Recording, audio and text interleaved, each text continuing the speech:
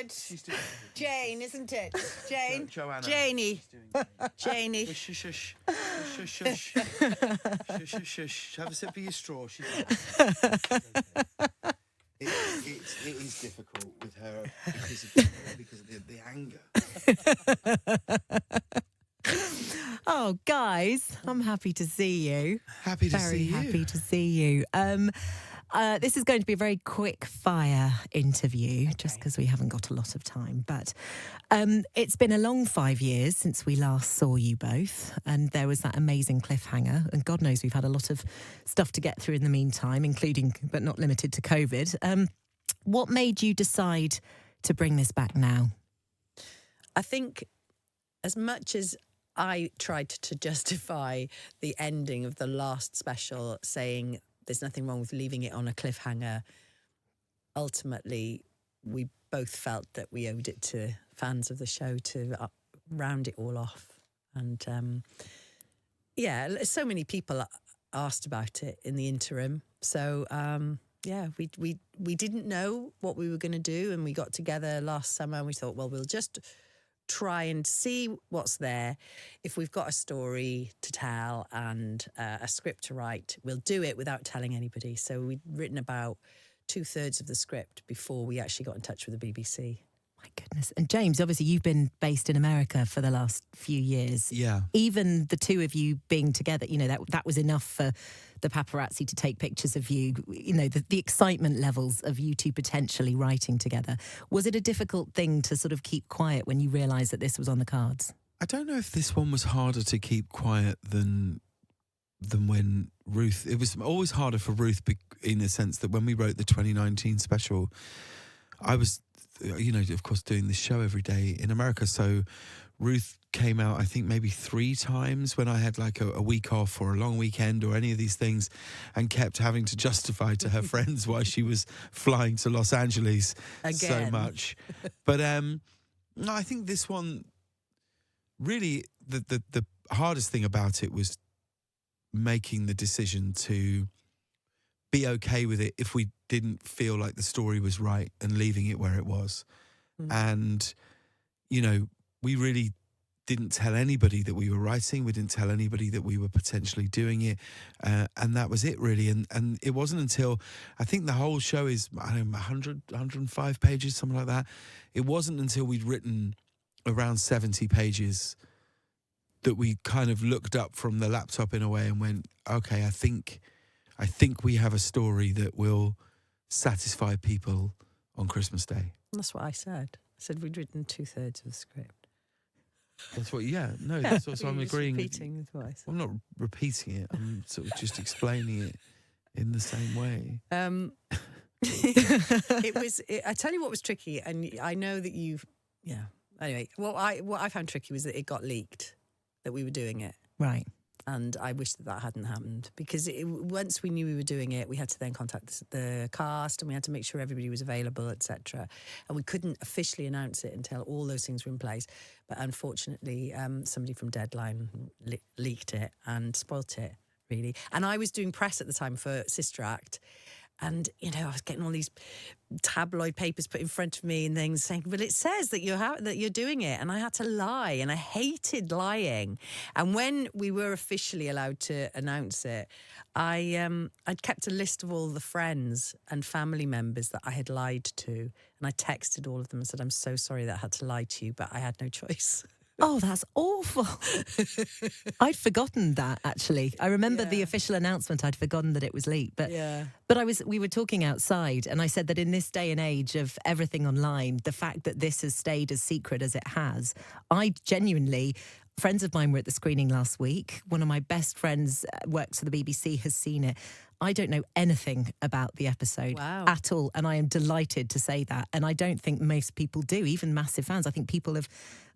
out of loyalty to the characters and to the show, people are really being careful to avoid spoilers. Well, it's one of those things, I think, when people say they want to know, but you actually don't, Yeah. And so, I mean, the next time we're back in here, individually, when Ruth's back on her book tour in May, you'll be able to talk about the lengths that we went to try and hide some of the reveals that happen on Christmas Day.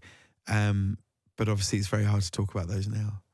Is there a sense of relief in a way that you've only got another, 48 hours, 24 hours, and then everything is going to be out there, no more secrets, nothing to keep quiet, no accidental leaks? Absolutely. I think we will feel relieved, won't It's we? been a lot to hold on to. And really, honestly, I mean what I said, we went to so many crazy lengths to try and protect it for the viewer, really, because all you really want is it to be a satisfying finale. You know, like most times when a show says, "Oh, this is the last time we're doing it," it's safe to say, I don't think it's an exaggeration to say it doesn't always land, it doesn't always work right, and maybe that'll be our show. Maybe, but we've given it everything to try and make people feel the joy and emotion that we've put into it. You know. We had a lot of paps when we were filming. They would come to wherever we were filming, and it was. There a lot of people said online. They said, "Please stop posting photos of the filming because people didn't want it to be spoiled." Friends of mine, which is, I'm not reading anything. I'm not going to read anything. And I did actually speak to a pap, and I said, "Why are you doing this? Why are you spoiling it for everyone? Oh, you can't spoil this show." And I thought, yeah, but you can. Yeah. You can. He must have been a bit shocked because I was dressed as Nessa at the time. And I walked up to him and started speaking quite sort of poshly like that. You don't mess with Nessa, though. That's, I mean... No, but I should have talked to him as Nessa. I think that's what I should have done. Oh, love, back off. That voice, I will hear it in my dreams. I mean, how much of you do you think you've imbued in the characters over the years? How much will you take away from Smithy and from Nessa? I don't. Well, if the thing I would love to take from Smithy, or the thing that I would like to have and hold on to, is his love of his friendships. And I think that is it's funny, you know, because he is, of course, a certain type of guy, you know. He's from Essex. He's, you know, a plumber, electrician, does everything, roofing, tiling, feng shui.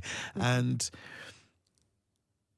sometimes men like that can be quite dismissed as perhaps not that bright or all those things.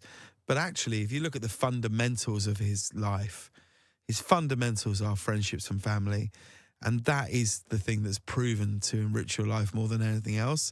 So his commitment to Gavin as a friendship, his commitment to his mates staying together, that I think is a really, really honourable trait that I love in him. Yeah, and what I love about Smithy, actually, he's got such an incredible combination of a little boy who kind of can get really upset and sulk a little bit.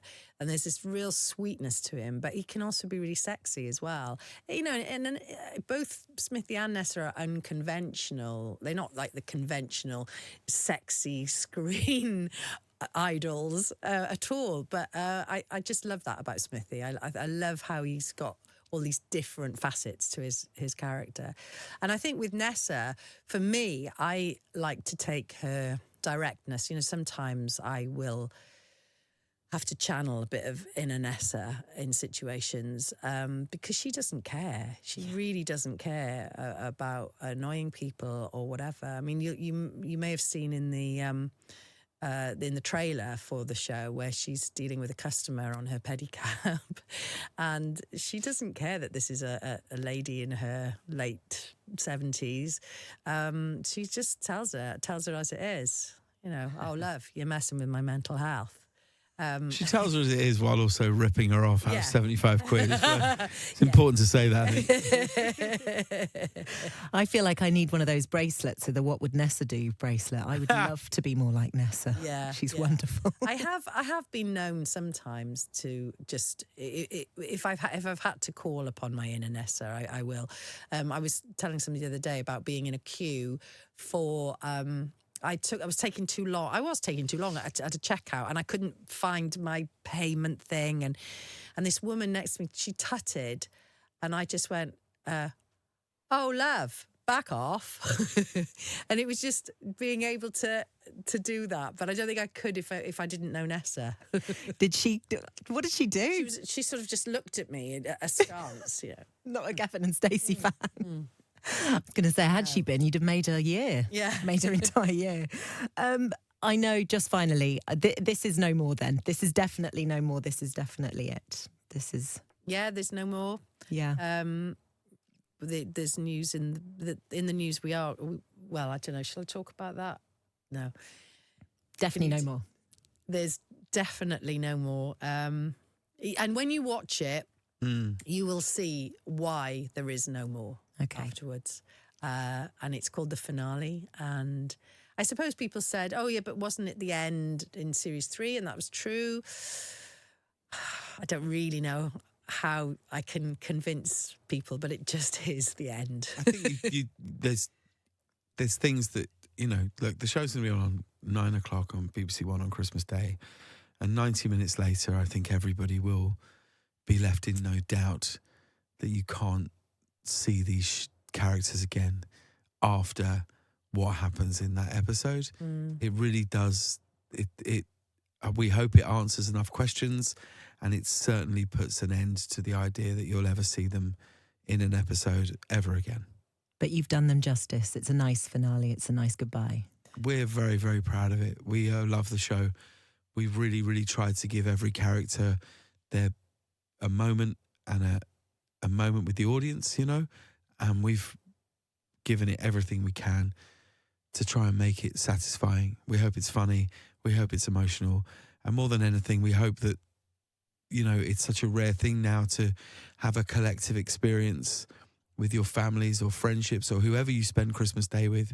And the idea of being able to share something together, different generations of families, we hope it will give everybody a warm, fuzzy, joyful feeling on Christmas Day. I can't wait. Thank you so much, guys.